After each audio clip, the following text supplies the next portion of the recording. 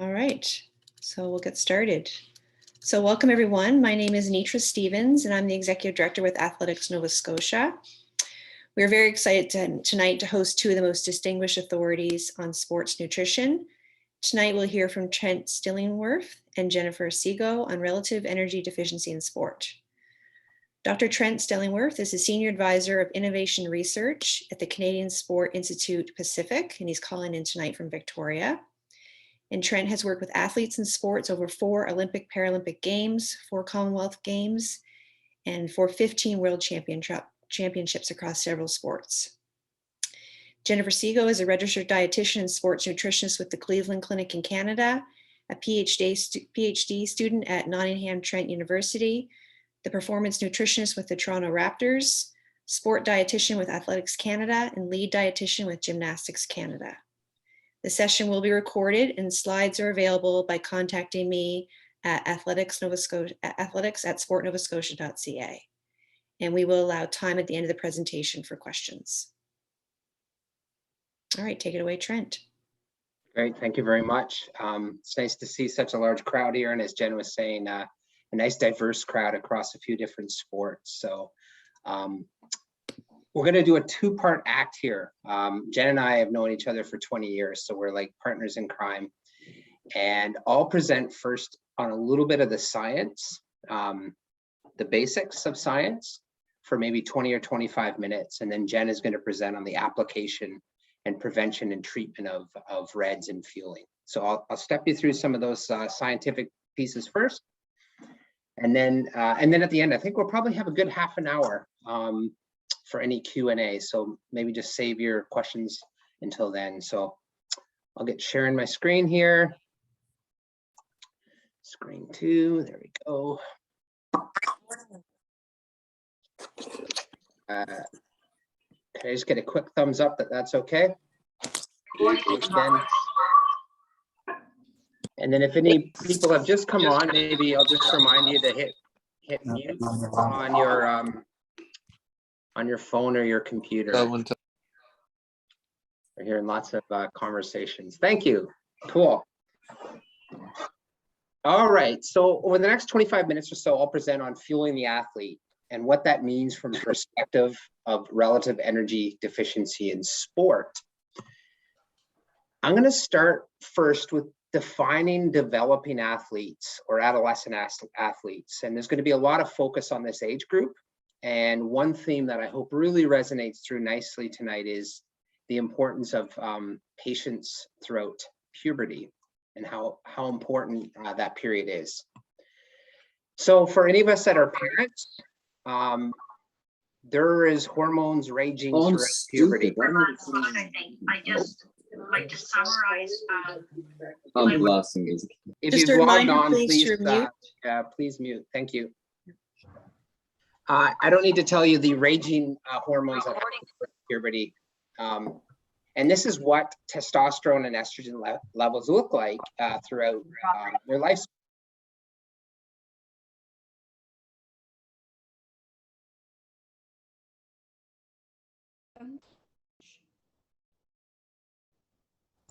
There we go. Thank you. This is what estrogen and testosterone levels look like throughout the lifespan. This is what they look like for someone who has relative energy deficiency in sport. They're completely suppressed, and we will unpack that a little bit moving forward. So why is puberty so important? These are your 2 times of your life where you have the highest growth. Obviously, in the first couple of years of your life, and then in your puberty growth spurt. And specifically, it happens a little bit earlier for girls and boys. But if we look at the amount of bone that you put down during puberty, there's a huge amount of total bone growth happening during puberty. And this is a really critical part of athlete development in making sure that you have strong bones for the rest of your life. If we move forward, this is here on the right, what your bone mineral content looks like throughout your entire life. Males are on top in green and females are below in pink. And you can see, first of all, males do have more bone or bone mineral density than females. And that again, during these puberty years up until your early 20s. is a significantly important period for laying down lots of bone and optimal bone mineral density. No matter what, as you get past the age of 30 and 40, there is a steady decline in bone mineral density. And obviously, during menopause and in males during andropause, you can get further declines in bone mineral density. And this is why fractures in elderly are rampant and are of concern. Most experts would say that bone is about 60% genetic and maybe about 40% lifestyle. And within 40% of lifestyle influences on bone, optimal energy availability is probably number one, which then relies on sex hormones, testosterone and estrogen, really stimulate bone growth.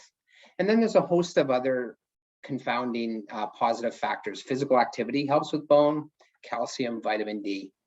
But today we're going to focus on optimal energy availability. And so for a lot of us that are working with teenagers and developing athletes, this period of puberty is a greater need for sleep and optimal nutrition. And sometimes this is exactly what most athletes at this age don't want to think about at this phase in their life. So hopefully that sets the stage a little bit about this important cohort of developing athletes through puberty. Now I'm going to give a little bit of background of the difference between the female athlete triad to REDS, or relative energy deficiency in sport, and just a little bit of history. And most people would say, isn't REDS just another name for female athlete triad and just affects a handful of female endurance athletes, menstrual cycles, and maybe their bones? I would say that's the tip of the iceberg, and that REDS is the massive piece below the iceberg, in that it is much more impactful than just that statement there. And that relative energy deficiency in sport is much, much more. And so in 2014, a whole bunch of the world's experts in endocrinology and sports medicine and nutrition got together in Lausanne, Switzerland at the IOC headquarters for a consensus statement, where they bring together about 15 to 20 people over a few days of in-depth discussion. And at that time, the IOC introduced a broader, more comprehensive term than to extend beyond female athlete triad syndrome. And they introduced the term relative energy deficiency in sport. So this term has only been around for 8 years. I'm proud to say that there's some Canadians involved with this, and the lead author here, Margot Mountjoy, is a physician based out of Guelph and McMaster, of which Jen Saigo and I have both known for 20 years and have been mentored by. And so the syndrome of REDS refers to impaired functioning caused by a relative energy deficiency, and includes things such as metabolic rate, menstrual function, bone health, immunity, cardiovascular health. But it includes females and males, as well as performance outcomes. So it absolutely includes the triad, but it extends beyond that as well. And so, as I said before, the female athlete triad is like the tip of the iceberg, and REDS is the large piece underneath. And in the consensus statement, they highlighted a few various health-related systems that could be impacted by an energy deficit. So here you can see the triad in terms of menstrual function, bone health, and an energy deficit.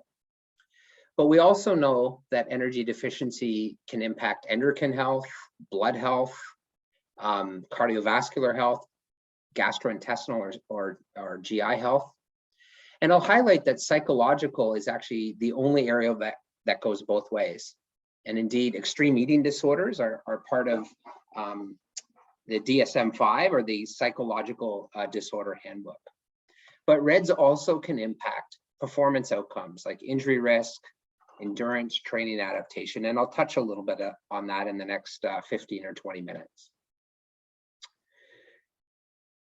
The concept that underlines REDS, and this is my only equation of the presentation, is energy availability.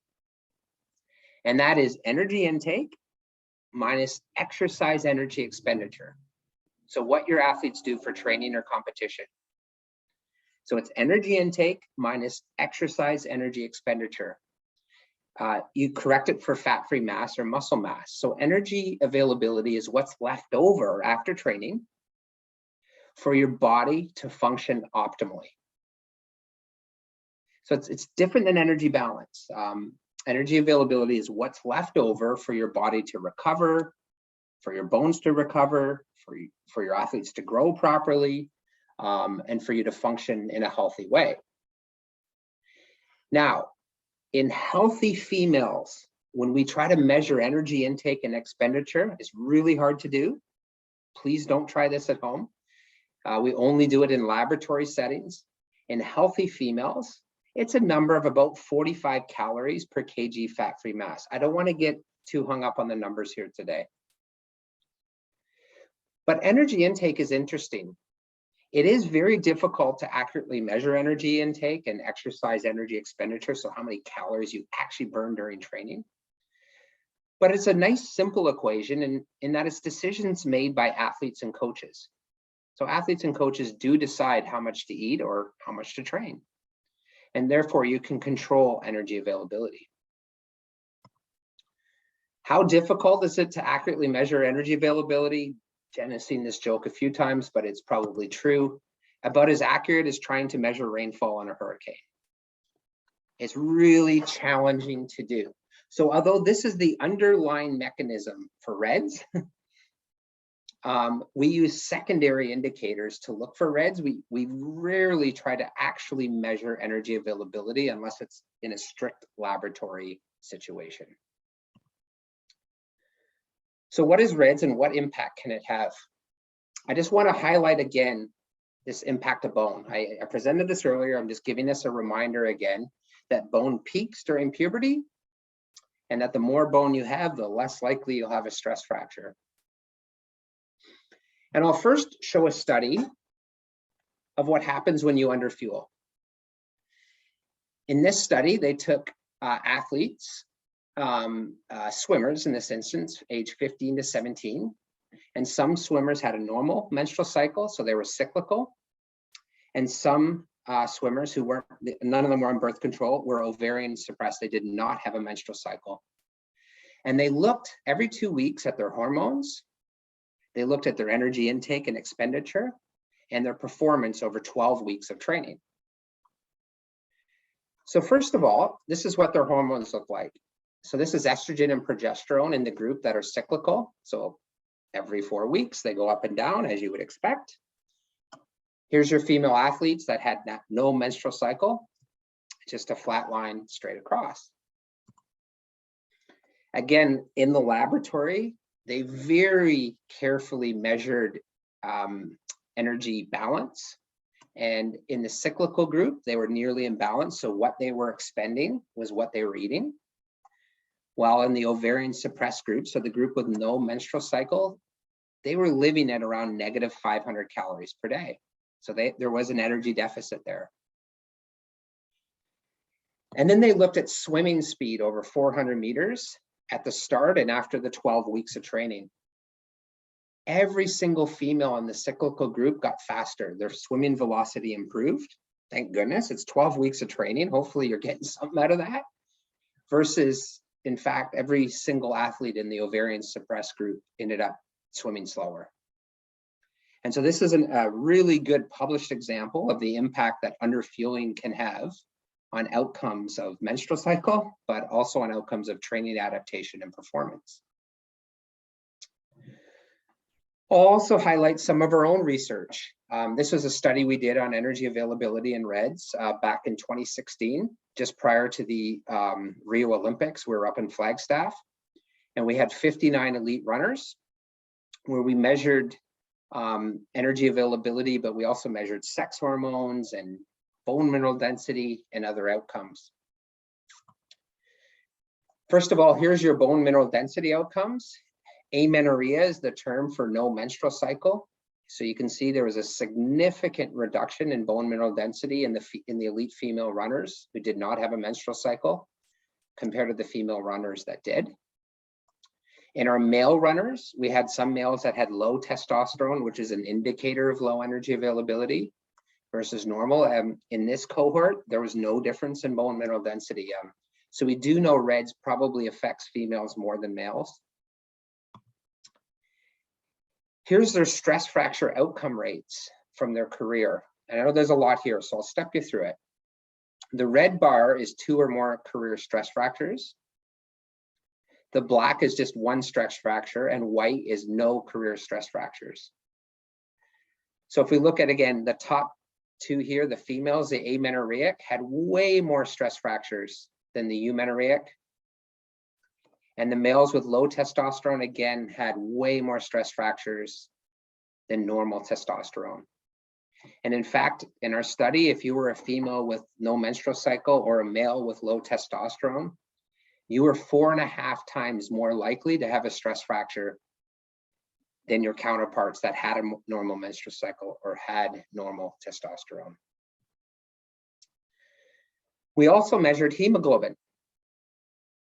And again, amenorrheic females are females without a menstrual cycle. This is an indicator of poor energy intake.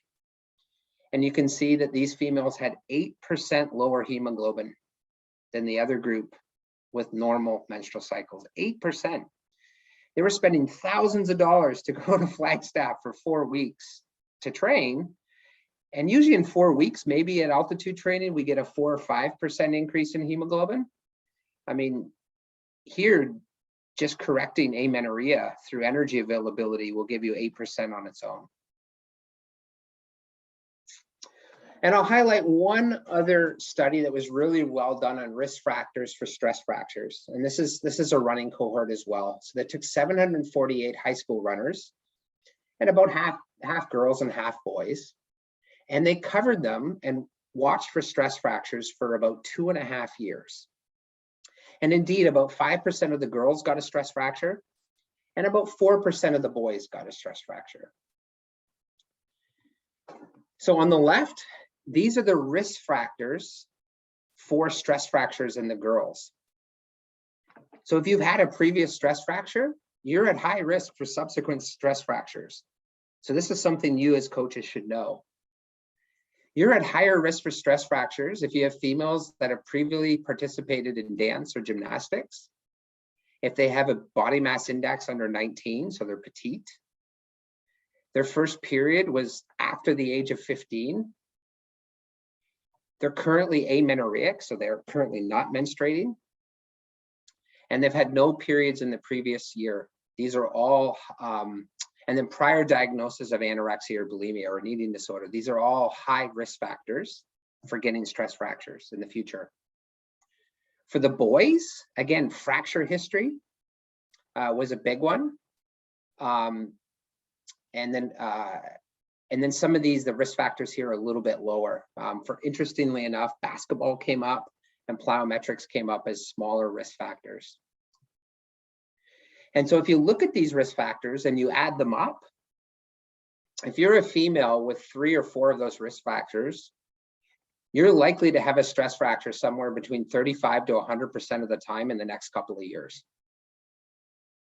So again, you're going to get these slides. You can go back and look at the risk factors, but here's your prospective risk of a risk factor in the future. If you only have 0 or 1 risk factor, then your likelihood of a stress fracture is 1 or 2%. If you're a boy with 2 of the risk factors on the last slide, then you're 33% likely to have a stress fracture. And so just even understanding stress fracture rates in your training group is a good thing to just think about and to be aware of. Is, you know, if you're more than 4 or 5% of your athletes getting stress fractures every few years, you should really start looking closely at those risk factors. And here's just bone stress injuries or stress fractures per 100,000 athlete exposures, which means training bouts. And this is a study published in NCAA athletes. So I'm just highlighting here your high-risk sports: cross country, gymnastics, outdoor track, basketball, indoor track, and you can see it go down. So this is for women, and then this is for men: cross country, basketball, outdoor track, indoor track, soccer, and it goes down. So it just highlights the high-risk sports for stress fractures, or BSI, bone stress injuries per 100,000 athlete sessions, training sessions, or competitions.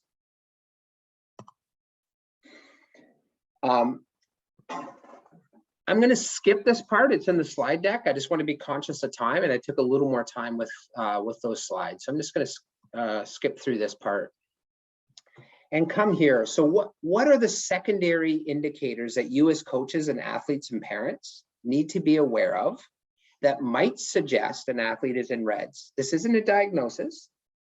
This is our key things to look out for. Only physicians can do diagnoses. The things in blue are items that every athlete, coach, or parent can help to identify. So things like dietary restriction, all the way to eating disorders, sudden changes in dietary intakes. I'll have a slide on that in a second. Athletes that are constantly striving to be thin year round. Body mass index under 17.5. I mean, that body mass index is just is a weight and height relationship.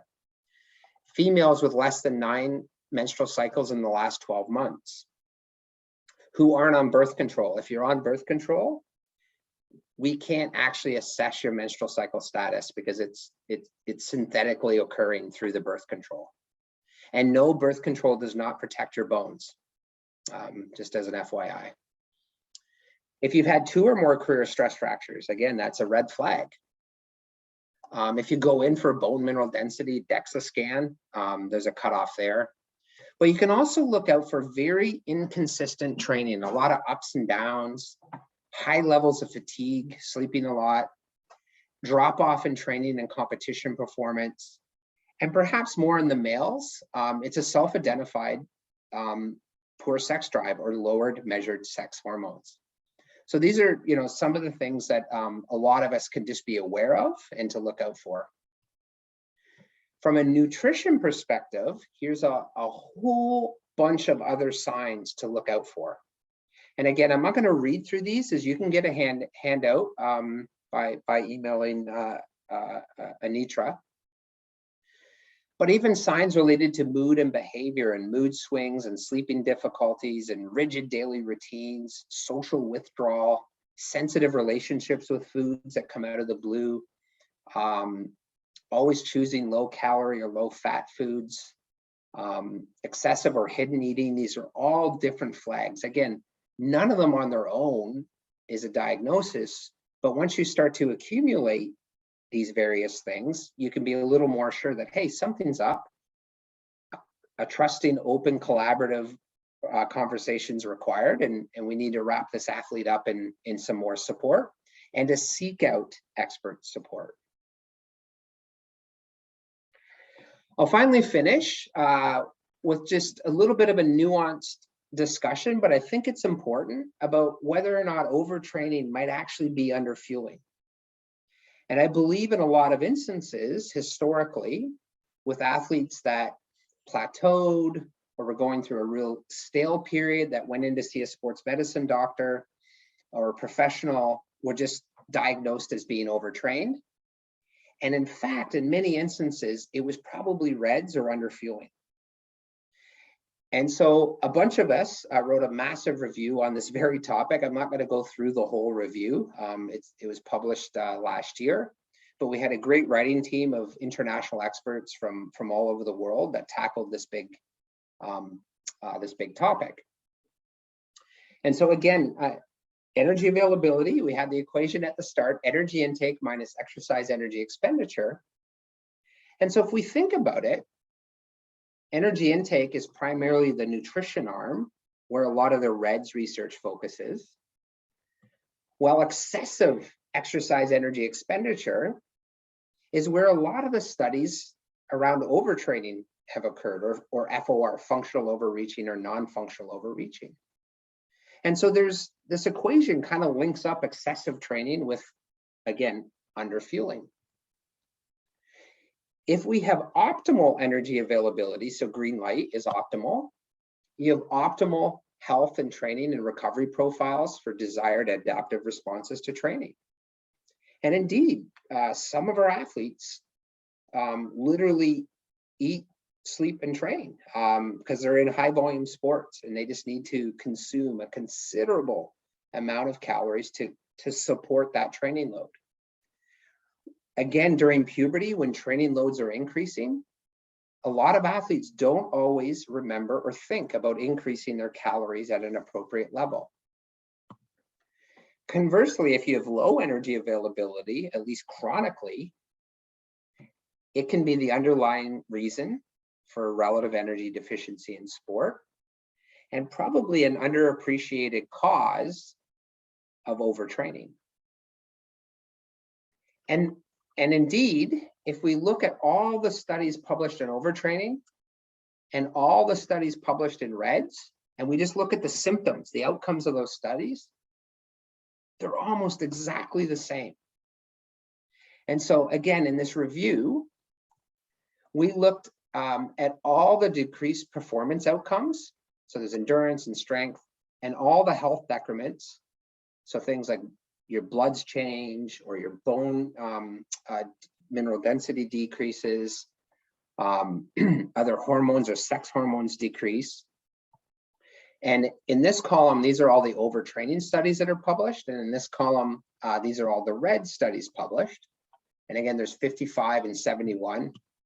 And these are all the references. All I'm trying to hit home here is there's a whole bunch of overtraining studies that have the exact same symptoms and outcomes as RED studies.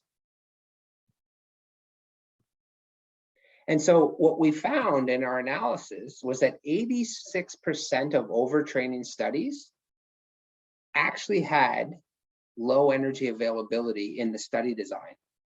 But because a lot of these studies were published before REDS, they were called overtraining studies. They didn't recognize underfueling as being a key issue involved as well in overtraining. And in fact, when they in these studies, when they increase the training, because that's usually what overtraining studies do, is they'll have a group that does a whole bunch of more training. The energy deficit ranged 15 to 100% in some of these studies. So all I'm shaping this here and just highlighting is that in many instances, if you have an athlete that's maladapting or just not performing well, you need to get a physician involved who understands the nuances and understanding that it isn't necessarily overtraining. It could certainly be underfueling, and if they're not eating enough, it's probably an issue of a relative energy deficiency. So I'll stop there, and then I'll hand it over to Jen, and Jen will have some more practical things on prevention and fueling and recovery over the next 25 minutes or so, and then we're more than happy to have Q&A for the final 30 minutes. So thank you very much. I'll stop sharing and hand it over to you, Jen. Awesome. Thanks, Trent. Okay, so I'm going to share my screen now, and this should hopefully be a nice smooth transition. And by the way, do send me a little note in the message box if you have any issues with my connectivity. I had a couple hiccups when Trent was speaking there. I think it was on my end. So just do let me know, and then I can just yell at my kids to stop playing video games.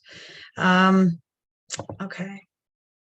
So first of all, hang on, it's always go over here, slideshow, beginning. Okay, we looking good? Thumbs up? Awesome. Yeah, looks good. Great. I'm just gonna minimize you guys in the corner here. And we go. Okay, great. So yeah, so thanks, Trent, for being able to give us a great overview of where the research came from. And I think the historical context around how REDS came to be. And I think it's really important to highlight that fact, as Trent mentioned, that this was a term that only came into use in 2014. Now, if you're quite young on this call and you were born in 2005, that might seem like a long time ago. But in the time that it takes research to go from concept to getting grants, doing a study, publishing a study, and then that affecting how practice works on a daily basis, it takes a while. And this is why sometimes parents or coaches will come up to me and they'll say, why aren't we talking about this more? Why are we unaware of what this REDS thing is? And why aren't there more educational sessions? And there are an increasing number of educational, not just sessions, but tools that are out there. Athletics Canada is working on a module that'll be widely available to coaches and athletes that'll provide education on REDS. And it's something that there's a lot of funding for in Canada right now to be able to produce more research in the area. I happen to be studying this field as part of my PhD studies. So it's something that you're going to hear more and more about and will understand better over time. But if it's new to you today, that's okay. That's absolutely understandable. So all good. Awesome. Okay, so whoops, chat. I can see the chat there. I'm going to put that away. So here are the things I'm going to talk about today. And you'll see, by the way, my imagery is definitely slanted toward athletics, just because this is Athletics Nova Scotia and I work for Athletics Canada. But this certainly, I want to be mindful and inclusive that we have lots of athletes from lots of sports. My pictures are also slanted towards female athletes, only because Red's risk tends to be more common in female athletes. But I want to be very clear that this is a condition that can occur in male athletes. And I have worked with a number of male athletes over the years to support them pulling themselves out of Reds, and we've been able to see wonderful improvements in their performance. So I want to talk a little bit today about how we can prevent Reds, or what we can do to have a sense of whether or not it may be happening. We'll talk about the treatment process. So what do we do if we see that it's actually occurred? And then I'll spend some time on your role. And I'm anticipating on this call that we have a mixed audience of athletes. We have some coaches, maybe some parents, some administrators. So I've tried to kind of give you all a slide, all a little bit of a space to imagine what you would do if you think you're seeing a case of Reds, or you maybe think it's something you're experiencing yourself. So I want to start with a bit of a case study here. So on the left here is my little friend, Emma. Emma is an imaginary 16-year-old teammate of yours. She happens to be a 1,500 meter runner. And so she went to Legion Nationals, which is great. That's a big honor, and biggest meet of her life. So she trained really, really hard for it. And for those of you who don't know, Legion Nationals in track and field is the under 16 and under 18 national championships. So she came back from nationals and she noticed she had some pain in her right shin when she was running, especially when she was running on the track. And like a lot of athletes, she sort of, brushed it off and thought that it was just whatever. We all have aches and pains, and we all have to sometimes push through a little bit in training. So she thought it would go on its own. Over time, though, she noticed that the pain got worse. And finally, it became bad enough that she had to withdraw from further competitions that she had planned that summer. So she ended up going to her doctor, and her doctor did some tests and found out that she indeed had a stress fracture in her right shin bone. It's also known as a tibia.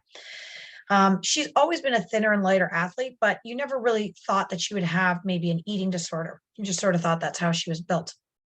So the question would be, is there any reason why we would be concerned about Emma, or we'd want to ask more questions about what's going on with her, aside from just saying, oh, it's just an injury, it'll heal, she'll be back in the fall.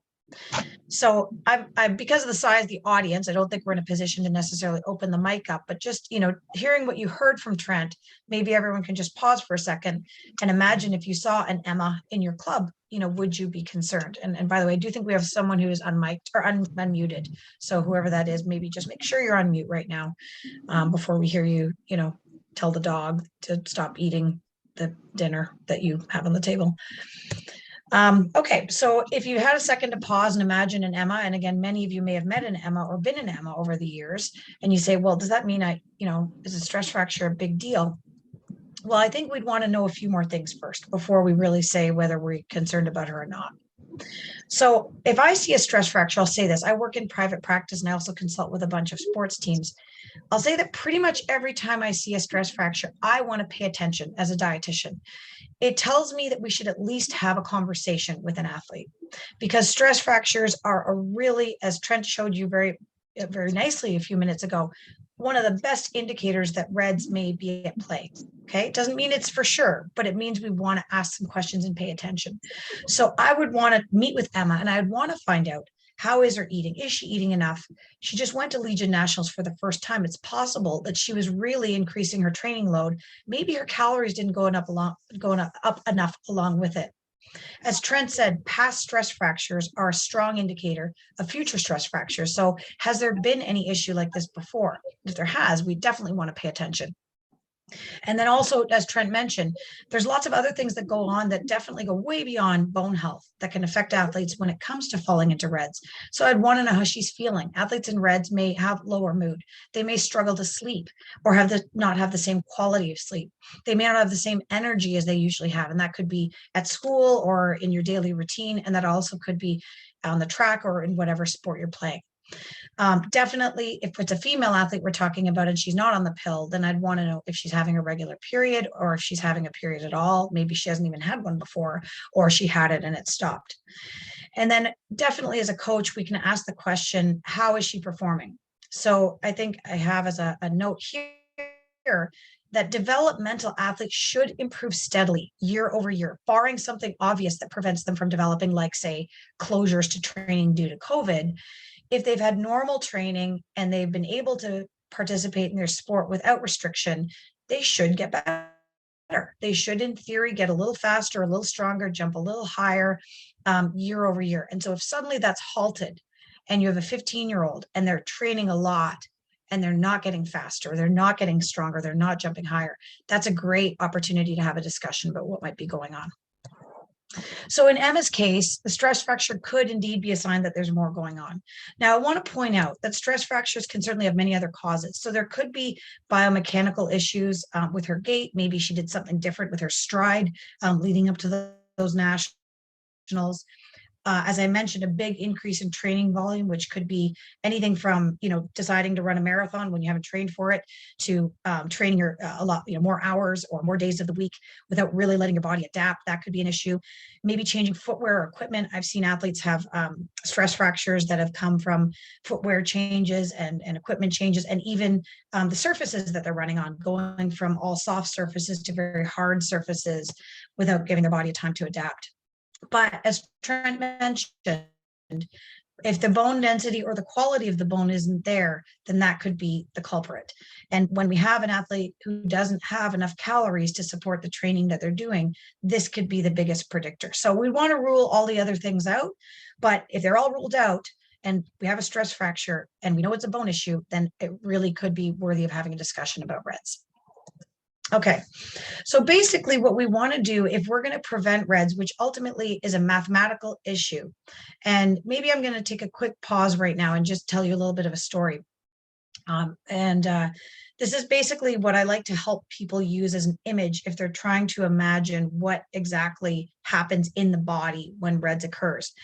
What I want you to imagine right now is imagine a house. Okay. And depending where you're from, it's going to cost different amounts of money for you to run your household. But just for argument's sake, for this presentation, I want you to imagine that if you owned a house, it cost you $2,500 a month to run your house. And that means the amount of money to pay off your mortgage, the amount of money to pay your property taxes, put food in your fridge, turn on the lights, be able to keep the heat on or the air conditioning in the summer, mow the lawn, something breaks, you can fix it, the whole thing. Now, just for a second, I want you to imagine that despite the fact that your house costs $2,500 a month to run, I want you to imagine that I'm only giving you $1,500 a month to run that house. If you can imagine for just a second what might be sacrificed or what might change if you are only given basically $1,000 less every month to be able to get by in life, you probably would have to do all sorts of things to compensate. So some things that some of you might do is change the thermostat, turn it down in the winter and up in the summer. Maybe you don't buy crazy organic, super ultra healthy food. You get whatever is on sale and whatever you can afford to put in the fridge. Maybe you're not going to do any kind of upgrade to the house, that's for sure. But if something breaks in the house, like let's say someone throws a rock through the window, you're not going to have the money to fix it. Now, if this happens for a month, your house is probably going to be relatively okay. And the next month, you can probably pay off the debt and it won't be too bad. But if this goes on and on and on, and I ask you how your house is going to look in 6 months, imagine what it's going to look like. It is going to be broken down. It is going to be looking like a shell of what it did before. And if things are going to be broken, things are not going to be fixed. And ultimately, it's not going to be a very nice house to be in. That is essentially what's happening when we live with low energy availability without enough calories to support what we're trying to do. Oh, now it says now you can see your screen. I hope my sound's been okay. If we've been living with low energy availability for a long time, that's where we can end up, is we're basically like that house. Now, interestingly, what happens when we pay ourselves back and we start eating enough? That's where we start to do what I just said with that putting money back into the house. But if we only gave you, after say 6 months of $1,500 being $1,000 short every month, and I gave you $1,000 back 1 month, I gave you the full 2,500 bucks, how do you think your house would look? Would your house be fully repaired in a month? Would it look exactly like it did before? Would it be better than ever? The answer is none of those things. That your house would only really be paying its basic bills. So this concept is what I want you to keep in mind as we talk about how we deal with treat RED-S or prevent it, and why it's so important to prevent it. Because as we dip into it, the longer we're in it, the harder it is to pay the money back later. And the more of a debt we have, and the more things that have been broken that we have to fix. Okay, so what that means is that we have to evaluate our conversation around things like food, nutrition, and weight. We need to create supportive environments, especially with developmental athletes, where we're not driving towards thinness or leanness as the primary endpoint that we're trying to achieve. And for especially a female going through puberty, that can be really, really tough to experience the body change where all of a sudden they're 20 pounds heavier than they were before. So if they're in an environment where everyone's comparing themselves and saying, oh, I'm this much, I put on this much fat and I feel terrible about it, or I'm reading this thing on Instagram all about diets, or I'm really trying to be in an energy deficit all the time. And we're creating an environment where this is feeding into itself, these sort of disordered thoughts. That's where we can create like a real perfect storm within a team or a club where RED-S can start to percolate. And then a lot of people's houses are running low on money. So I do want to also point out, though, that it isn't always the thinnest athlete who's vulnerable to RED-S. It can absolutely be something that happens in athletes with all different body shapes. And likewise, a thin athlete doesn't necessarily have RED-S either. It's really important to realize that even one-off comments about weight can increase the risk of under eating or getting into more serious things like disordered eating. And I'll explain what that is in a second. So even that random comment, and one of the ones I've heard a lot during COVID, for better or for worse, is people, well-meaning adults, for lack of a better word, coaches or parents or administrators, making comments and saying, hey, listen, while you're off, make sure you don't come back and gain a bunch of weight. And frankly, people use cruder terms than that I'm not going to use in this presentation. So even that one-off comment that you think is maybe being helpful can become hyper destructive. And we've seen a really big increase in disordered eating behaviors and restrictive eating during COVID from athletes who've been fearful about what the time off is going to do to their weight. So really, when we're talking about developmental athletes and really all the way up to the Olympic level and the professional level, we need to get enough calories. We need to get enough carbs. As Trent said, carbs are one of the pivotal parts of the whole energy availability story. They need to be well timed throughout the day, and we have to do it consistently. So now you might say, well, how much? And the answer is I can't answer that in this presentation because we have athletes from all different sports. But what I will say is when the carb restriction becomes severe, that in and of itself seems to make a person more sensitive to RED. So even if their calories are decent, if their carbs are too low, you're probably going to see more signs come out. Okay, so I mentioned the words disordered eating and eating disorder, and Trent mentioned them briefly as well. So let me just make sure I define that. So there's what we consider to be a spectrum of disordered eating. And that spectrum goes from the green on the left, which is what you would consider to be a healthy relationship with food or body, optimized nutrition, all the way to the more severe form on the right in red, which is a full-blown eating disorder that's clinically diagnosable. Trent mentioned something called the Diagnostic Statistical Manual number 5, which is basically a tool that physicians and psychologists use to be able to say whether someone has a medical condition related to mental health or not, and eating disorders would fall under the DSM-5 criteria, and they would go through that tick box list to be able to diagnose it. But the land in between, the yellow land in between where disordered eating occurs, that is sometimes where RED-S can happen. And certainly an athlete with a full-blown eating disorder would very likely have RED-S, but a lot of the athletes in the yellow zone may fall in there. So in other words, we may have some of the disordered eating habits like skipping meals or restricting carbs or fasting inappropriately. Any of those things could be disordered eating habits that increase your risk of RED-S. And yes, RED-S is more common in sports where thinness is a priority. So be that gymnastics or endurance running or figure skating or diving, but it can exist across many other sports as well. And so ultimately, this continuum you can slide up and down this continuum at any given time. And yeah, a lot of people, even adults, parents, coaches, can exist in that disordered eating space. And that's where sometimes their conversations around food and weight and using the words like "I'm so fat" can sometimes affect their athletes in ways they may not realize. So now, having said that, I'm not going to talk a lot about the treatment of eating disorders today. If there are questions at the end, we can talk about that. But what I do want to point out is that the longer someone goes along and the farther they go along towards the right, towards the red, the more serious this becomes, and frankly, the harder it becomes to treat. We know that when the brain is deprived of calories for too long, it becomes more rigid. So if, as much as reds can be something that can be really, really easily treated with an increase in calories, and I'll tell you about that in a second, I want to be clear that if this has progressed and it's become something more like an eating disorder, the treatment needs to be much more aggressive, because otherwise it can really take hold in the mind and it can be very, very difficult to come back from that. Okay, so bottom line is not all athletes with reds have an eating disorder. It can happen accidentally because of a change in training load or volume, or just maybe not having a great appetite. Some athletes with an eating disorder might actually not have reds. So some athletes, for example, with bulimia might not have reds, but it is pretty common that these two things tend to overlap. There tends to be some disordered eating that overlays into low energy availability in reds, as illustrated in this picture here. So there tends to be a little bit of the two that can operate in the same common space, something that makes someone restrict their intake. Again, sometimes it's just luck, but often it's a thought process around maybe I'd do better if I ate a little bit less. Okay, so let's shift gears here and say, what if this is me? I'm starting to hear some things, Jen, that's ringing a bell. So the first goal of treatment of reds is we want to make sure we're getting enough calories. That's really the bottom line. So as I said, if it's not anorexia, where it's a really serious eating disorder, we can basically go through a slow, steady progression. I usually start by adding about 300 calories per day and increasing every 2 weeks or so until we get to where we need to go. If you don't need to know how to figure out how many calories you need or how many you're burning, as Trent said, it's really tough. Don't worry about it. There are professionals out there that can help you with that.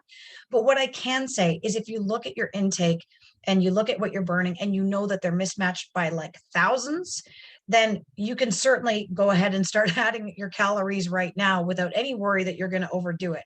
I wouldn't be concerned at all. And if they are mismatched by thousands, probably you should be seeing a professional anyway.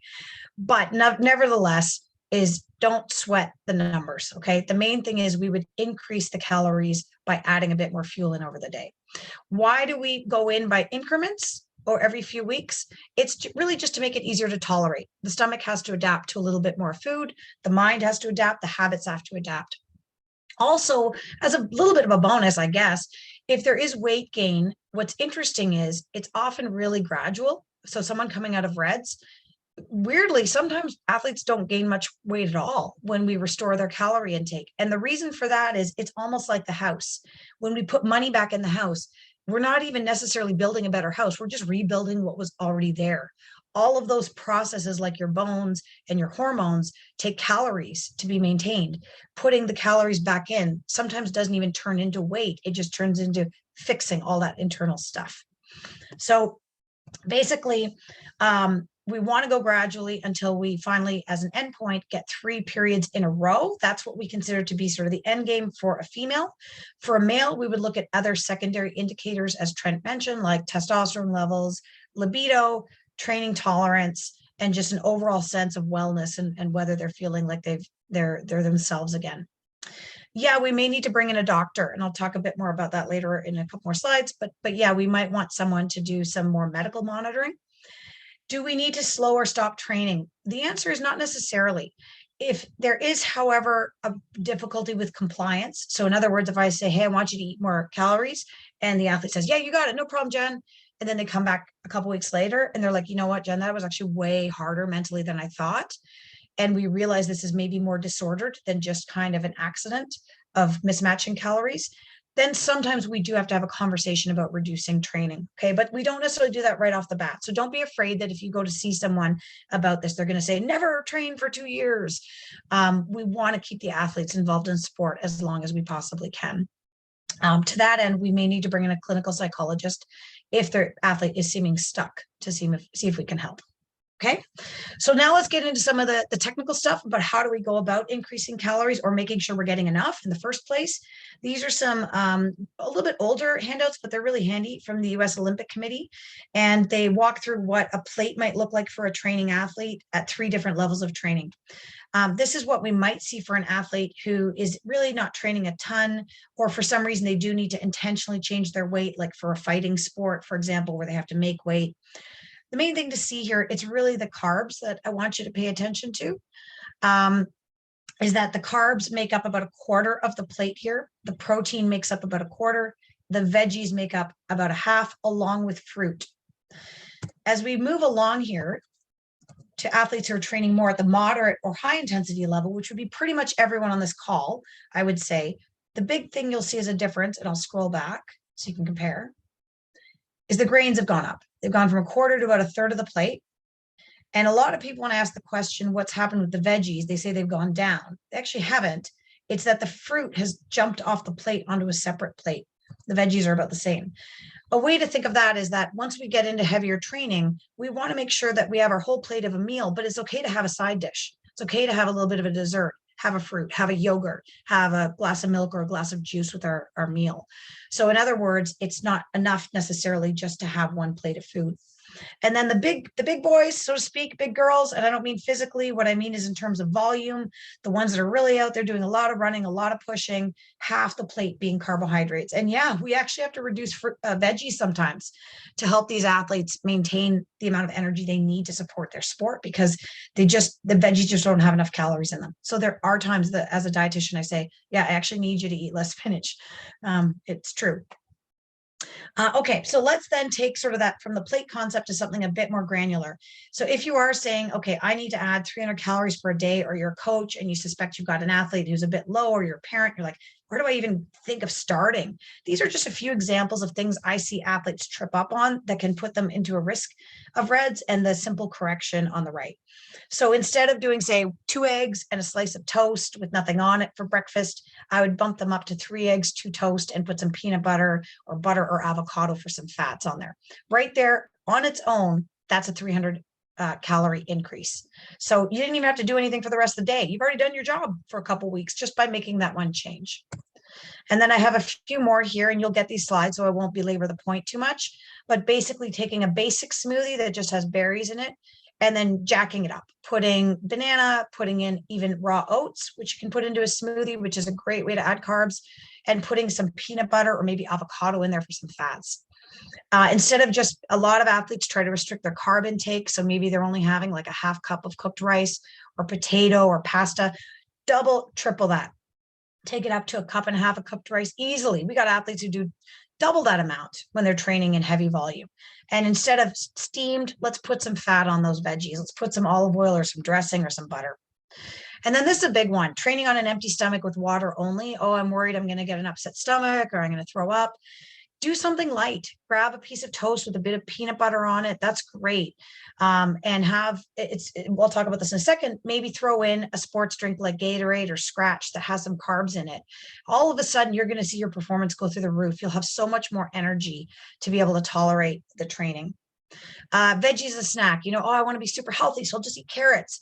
Okay, go for it. But as I said, veggies don't have a lot of calories in them. So maybe we throw in a pita and some hummus to meet our needs. Just fruit as snacks. Maybe we make it a banana bread and a glass of milk, so we get some more calories from both the bread and the milk, and some protein in there too. And then maybe instead of just a sandwich for lunch with water, we add in cheese. We add more chicken to the sandwich. We put a granola bar and an apple on the side. Every one of those things represents 300 calories of an increase. So, right there, I've got, I think about 1,800 calories total between all of the different lines. So that would certainly help an athlete go from a little to a lot. But even one of those it would help a lot of athletes to get out of the deficit, because as Trent said, for a lot of these RED-S athletes, it's a 300 to 500 calorie gap is all they need to be able to meet their needs. Now, I want to also point out there are lots of social media myths out there around nutrition. So just be careful for these ones, because they can also trip you up. Things like, I should do fasted workouts to get lean. I shouldn't eat carbs because they're fattening. I've read on Instagram that we should all aim for 1,500 calories a day, and we should all try to be in a calorie deficit. I get these a lot.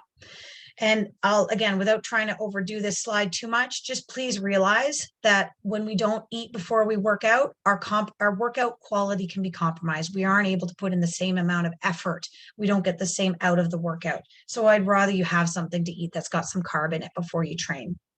Carbs are fattening. Reality is carbs are the bread and butter for high intensity training and competition. And if you want to hear in the Q&A, Trent tell you about the diet of elite marathoners who set world records, the amount of carbs that they eat, the amount of rice that they eat, the Ethiopians and Kenyans would blow your mind. So just because Instagram or TikTok is telling you that you shouldn't eat carbs because that's what a fitness minded person is saying, you're an athlete. It's different. No athlete should be eating 1,500 calories a day unless they're weight cutting for some particular goal for a weight class sport. Female athletes probably need an average of 2,500 to 3,000 calories a day to support training. The guys, 3,500, 4,000, sometimes it's 6, sometimes it's 9.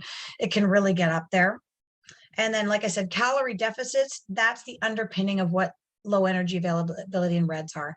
They're only ever meant to be temporary. And in many cases, they're not necessary. So if you are in a deficit, it's meant to be something short-term with an outcome in mind, not meant to be a permanent deficit, okay? Athletes do need to usually eat at night.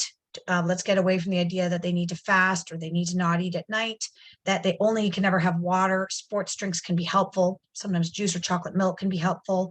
They need salt in their diets. So those are just some examples of the things we hear in popular media and social media that can trip an athlete up. I'm happy to take more questions about those. Write them down right now if you want to talk more about those in the question and answer. Okay. So last little bit here is leanness should not be the primary goal of sport training. It's the outcome. So we're not aiming to be lean. Okay. We're training and our body is going to take care of itself.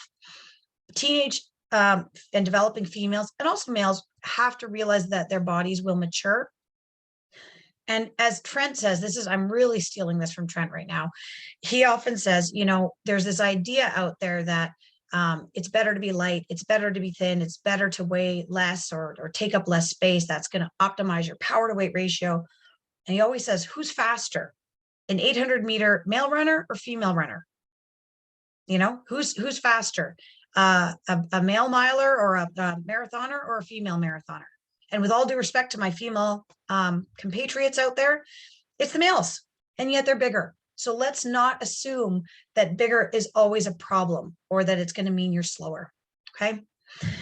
We can talk about leaning down sometimes in line with major competitions with athletes at the peak of sport when they're mature enough to handle it. The word we can use for those sorts of dietary strategies is periodization, but that comes at the end when we're at the top of our game.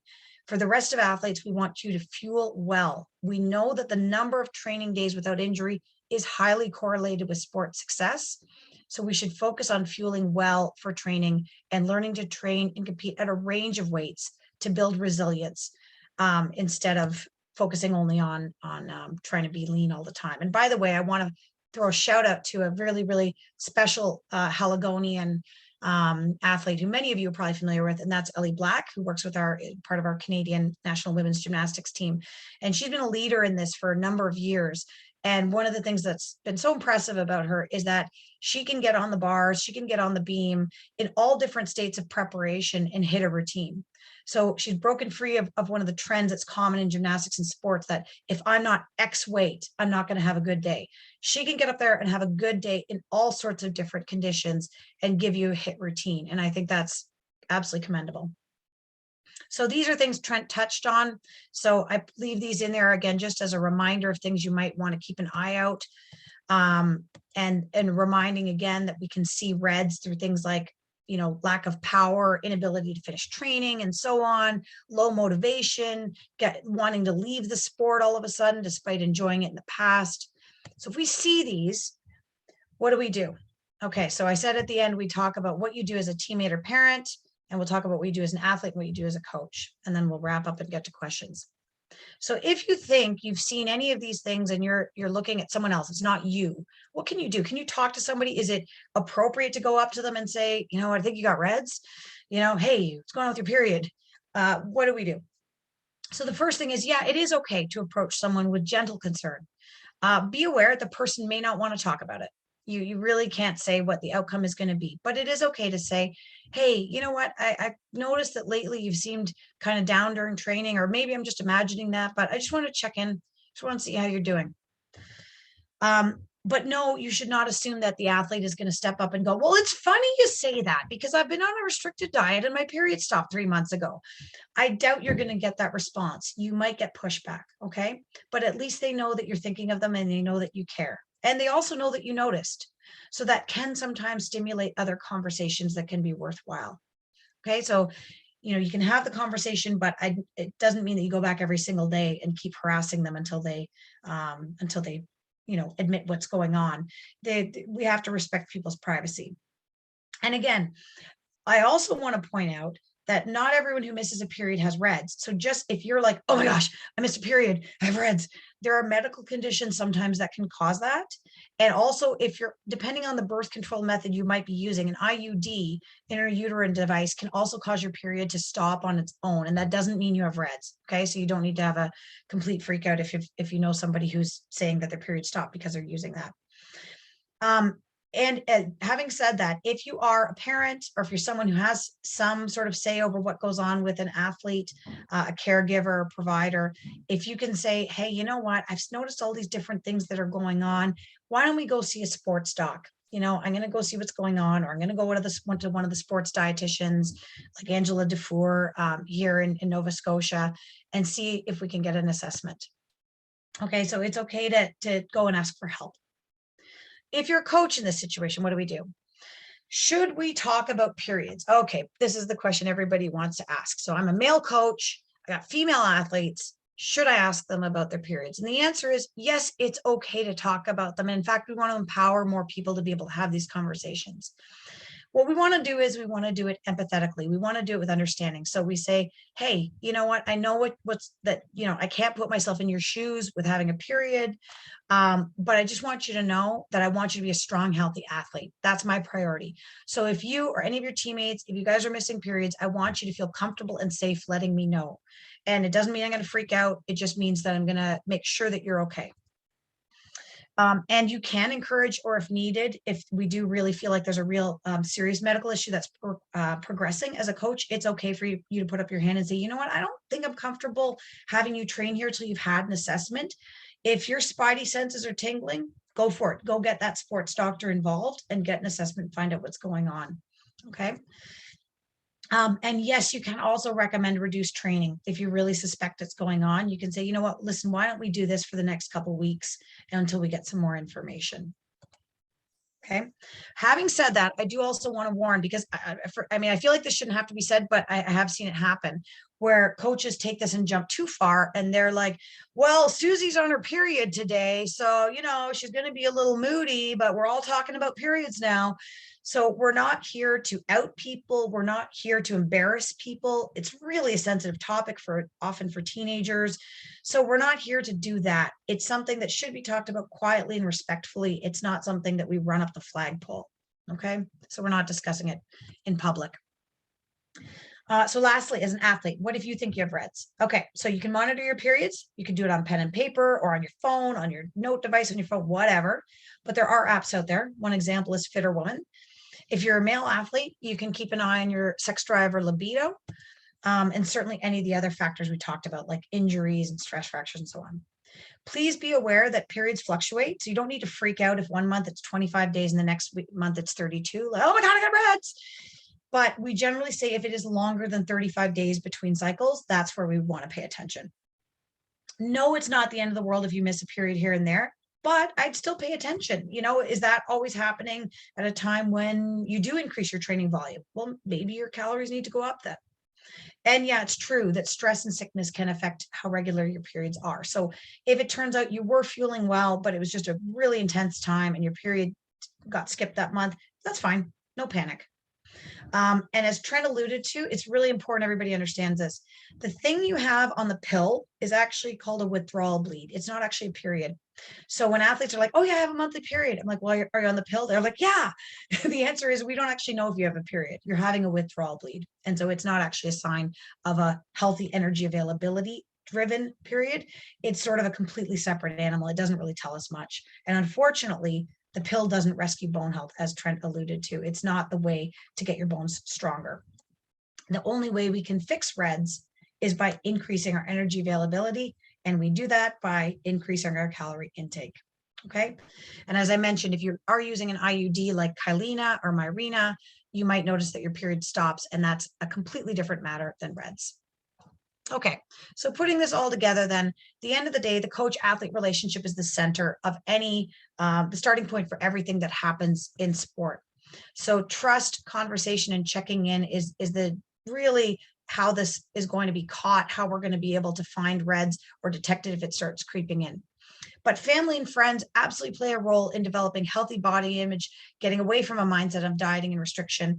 And really, I haven't talked about this enough, but social media is an absolute beast and can put all sorts of thoughts into people's heads. So if you want a website or sort of a group you can follow on social media, check out Train Brave. They talk a lot about how we can train and fuel ourselves properly. And they feature a lot of people who've recovered from RED-S telling their stories. And a lot of them are very high level athletes.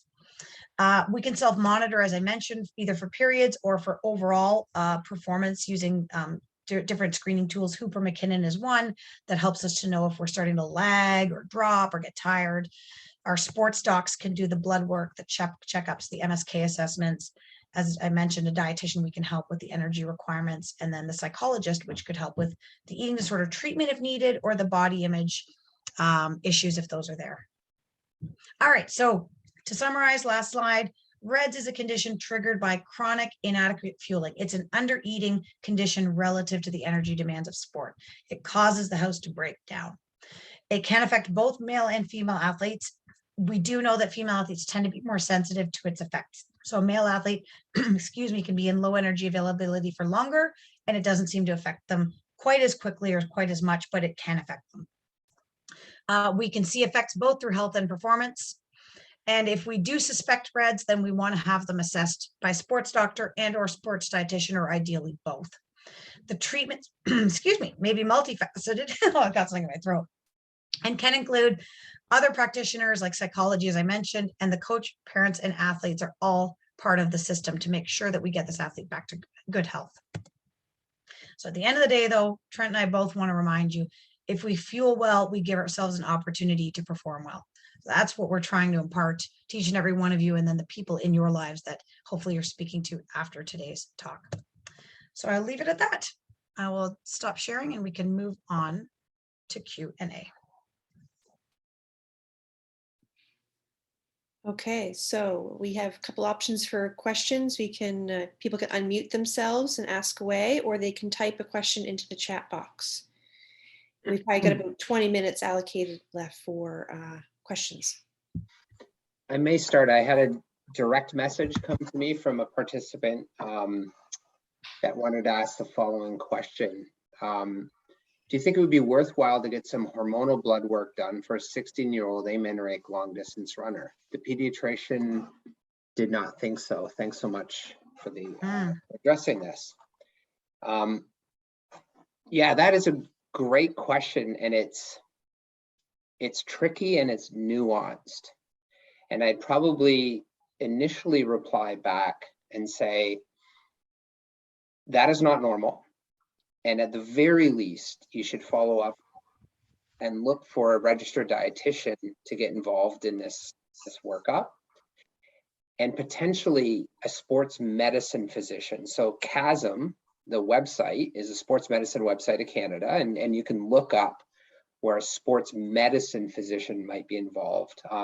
There's some great pediatricians. I don't want to, but they might not be completely up to speed on the nuance of menstrual cycles to address that. So some of the questions I'd want to know is it primary amenorrhea or secondary? If it's primary and the 16-year-old has never menstruated, that's even a bigger red flag. If it's secondary amenorrhea, meaning they've just missed a few cycles, it's less of a red flag. I'd want to know if the athlete was on birth control or not. Jen just covered that. If not on birth control, your interpretation's a bit different. Pursuing blood work can be costly and challenging, because if you Google search progesterone and estrogen, and just click images, you'll see estrogen and progesterone all over the menstrual cycle. So it's really hard to know where you are in a given cycle. So I'll leave it at that. Jen, I don't know if you want to add anything to that or not.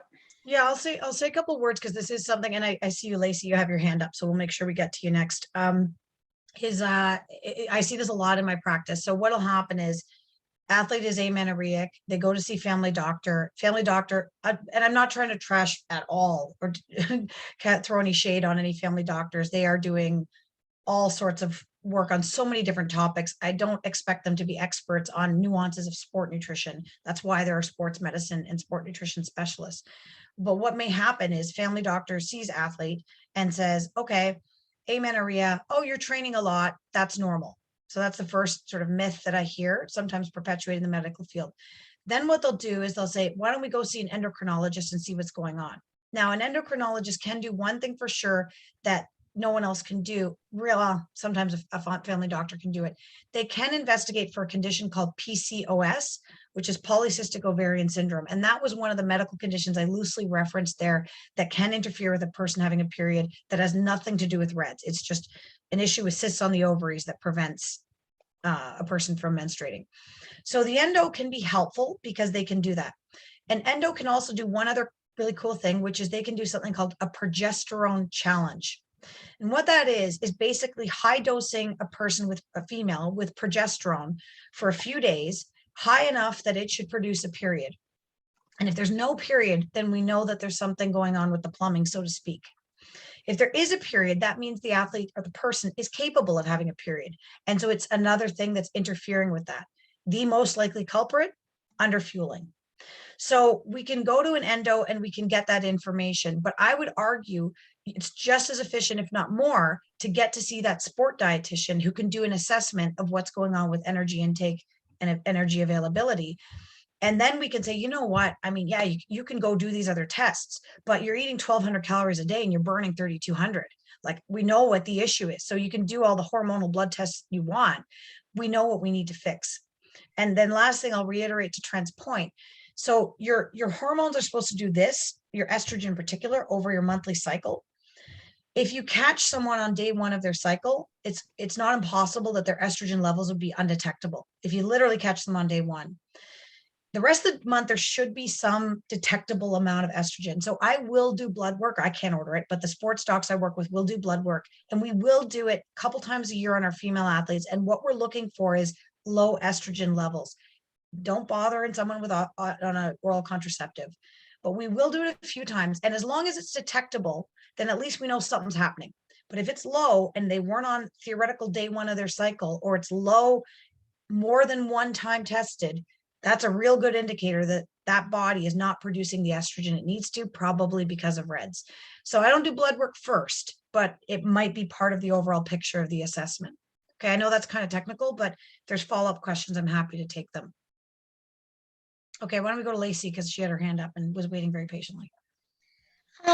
So I was wondering what would be best to eat for breakfast before like practices, days of practice and stuff like that. Yeah, and I know this talk was meant to be a REDS talk, and I knew this was going to happen, was that at the end of it, there'd be a bunch of general sport nutrition questions like, should I take vitamin D, and what are some good things to eat, and should I recover? So what I'm going to do is give you guys a bunch of slides on general sport nutrition and just like give you the whole shoot and match around good ideas, snacks to eat before training and afterwards, and all that stuff, and hydration. I'll give you, 30 odd slides on that you guys can have. But a good guideline for pretty much every meal and snack, get some protein and get some carb. So examples of protein foods, meats, yogurt, dairy foods, peanut butter, nuts, seeds. Carbs are your grains like oatmeal or cereal, breads, bagels, rice, potatoes, sweet potatoes, and so on. Fruit. So basically your breakfast could be toast and peanut butter and a banana. It could be an oatmeal with berries. Could be a smoothie with Greek yogurt and banana and fruit. Any of those would be awesome ways to start your day before you go to train. More time you have before training, the bigger the meal is, less time you have, the smaller the meal is, so that you don't barf everywhere. Yeah, and I was also wondering, is it okay that I'm taking like calcium gummies because just recently I broke my wrist? Okay. Yeah. So Yeah, so it's a good idea if there is a fracture, including a stress fracture, to take calcium to make sure that we're meeting our needs. Yeah. And there are calcium calculators out there. If you go to the Osteoporosis Canada website, you can type in the food you commonly eat and it'll tell you whether you're meeting your calcium needs or not. So if you're someone who just like doesn't meet your calcium needs on a daily basis, you might want to take a supplement anyway. But if you have a fracture, I'm almost always going to recommend a calcium supplement along with vitamin D to make sure that you're getting your needs met and we're giving that bone a good chance to heal. So you're doing a good job.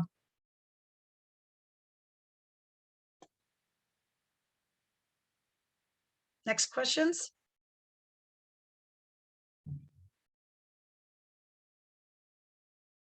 Gone to the two complete ends of sport nutrition there, from deep into the weeds on blood work to some of the more practical strategies.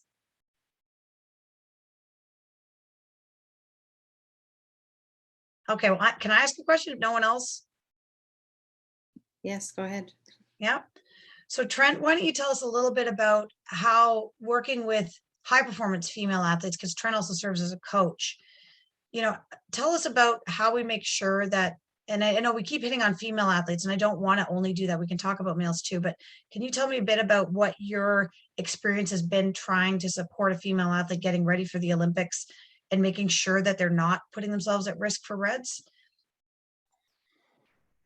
Yeah, you bet. So full disclosure, my wife is a two-time Olympian in the women's 1500 meter, and I coach a few other middle distance females, including Melissa Bishop, who was fourth in Rio and silver at the World Championships in 2015.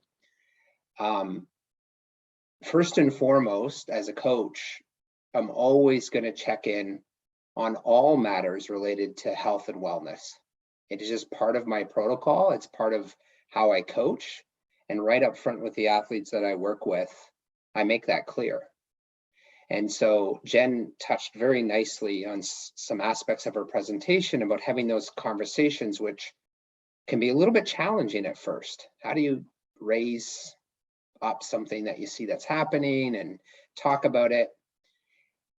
But conversely, if this is recorded, this very presentation, sharing this link in the future with your athletes and your parents and other people you work with will make the future conversations way easier, because you can say, hey, Trent said or Jen said in the presentation that if I notice these things, like I just want to raise it up, like how's it going?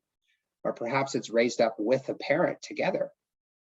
And so first and foremost, I just have a culture about that. So we'll check in on the athlete's menstrual cycle. We'll see how their mental health is doing, and that is just part of how we approach the sport. Secondly, over lots and lots of training and trying to deliver an athlete to absolute peak performance at the biggest event of their life, it can be really hard to thread the needle between optimal performance while still making sure the athlete is having a menstrual cycle and is very healthy. But it can be done. You need a lot of patience and realize that a lot of these athletes aren't going to set their personal best times until they're 26, 27, 28, 30 years old. And when you're patient to move an athlete towards that, the athlete can absolutely perform at their very best, have a normal menstrual cycle, get pregnant within a month of the Olympics. If you know the age of my kids, you can do the math, and be healthy and have a long and healthy career. And so it does take some patience, as puberty can, for boys and girls, can cause a lot of ups and downs in various aspects to your physiology. But I will highlight all of our senior women's records are faster than our junior records. Our senior women have more muscle mass and are heavier than our junior women. Like muscle mass is so important to performance, and so yeah, delivering delivering those performances take time, they take patience. The last thing I'll say is that a lot of our young athletes see their heroes maybe once per year at the Olympics, or once per year at Worlds, and once every 4 years at the Olympics. They physically do not look like that year round. So what you see on the screen for a few weeks over the Olympics is not what most elite athletes look like year round. And so aspiring to some mythical shape or vision of performance as a teenager, when you have a 30 or 32-year-old mature woman at the Olympic Games is not ideal, and is going to get you into trouble. You need to be slow and patient and develop. And again, Melissa has mentioned this. Although I'm an expert in nutrition, as a coach, with my coach hat on, I brought Jen on to work with our team with Melissa in the lead up to the games, because I wanted a third party to check in that I was being safe, that she was being safe, and that we were doing everything in the most healthy way possible, and for high performance. So thanks for asking that, Jen. Yeah, and actually, you've given me a couple of things I want to dovetail on real quick, and I'm mindful of the time, but and Melissa's given me consent to share this and encouraged me to share it, as a matter of fact, is that, there's this image out there that, first of all, elite athletes all eat either like super healthy, or that they don't have body image issues. They're just like happy in their lean bodies and everything's great. They're little butt huggers and they all eat kale all the time. And both of those things can be untrue depending on the athlete. First thing to realize about athletes, when they really get into those high calorie needs, when you really get up there, it's actually really hard to meet your calorie needs by eating quote unquote clean all the time. And we actually know this. There's research out there that says that athletes and people who eat a lot of fiber, which is a great way of saying a lot of fruits, vegetables, and whole grains and nuts and seeds, actually have a harder time meeting their energy needs. They actually are more likely to fall into reds than athletes who eat a little less fiber in their diet. So as a completely bizarro thing, one of the things I sometimes have to do is say, you know what, maybe that white bagel is okay. Or maybe, and this is why I bring up Melissa Bishop, a bowl full of chips at night is the way you're going to meet your energy needs. And that was like the linchpin for her to be able to get her calorie needs. She just couldn't get enough food into her body otherwise, unless she had a bowl of chips every night. I don't know if it was literally 7 days a week, but it's pretty close. She doesn't eat them as much now. She's sort of on a bit of a break from training right now, but at that time it was a great way for her to meet her energy needs. So I want to dispel that myth that it's sort of this chase towards cleanness. And equally, elite athletes, in this case, I'm not speaking so much about Melissa, but other athletes I've worked with, they can get on the start line and sometimes feel pretty uncomfortable in their bodies too. So just because you think, oh, they must feel happy because they're look that way, be careful with those assumptions. They can carry the same baggage, and likewise, you can be comfortable in your own skin at the age and stage that you're at. It's let's not chase someone else's life, or that the grass is always greener on the other side.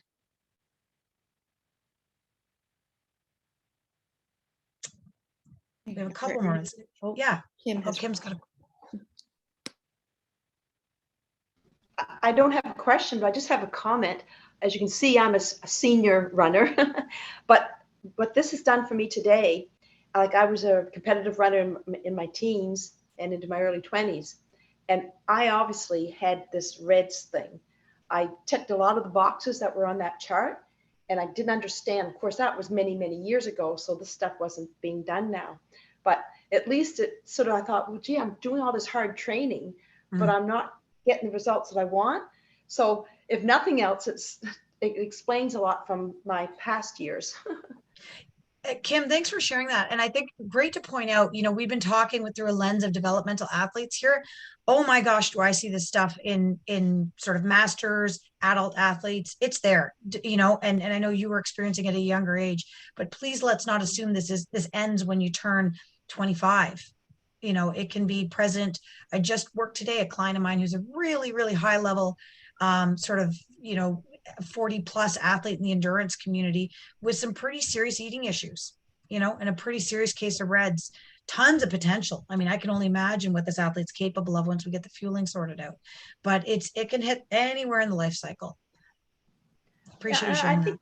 But I think the body issues from yesteryear it kind of follows you along. I mean, I don't have the thinness like I used to, and I know I'm using that word like I used to, but yeah, it's been interesting, and it certainly explained a lot from my teens and my early 20s. So thank you very much to you and Trent. Appreciate Thank you.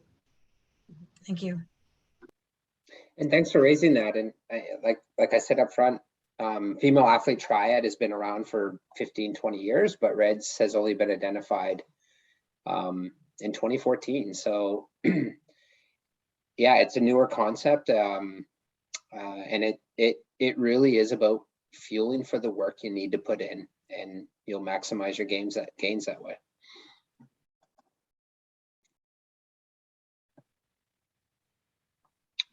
Cool. Any more questions? I think we got a couple of minutes because I will have to leave at 4:30 here because I'm on kid pickup today.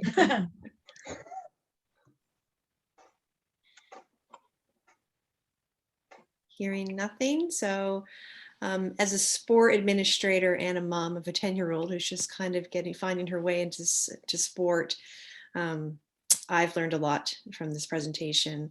I feel like I'm better equipped with some knowledge and some actual practical questions that I can ask of her and anyone else that comes through Athletics Nova Scotia is requiring help. So I'll speak on behalf of everyone that joined the call. Thank you very much for your time and your expertise. And based on the number of participants we had, it's a very important topic, and maybe it's something that we can plan for another future follow-up. Awesome. Great.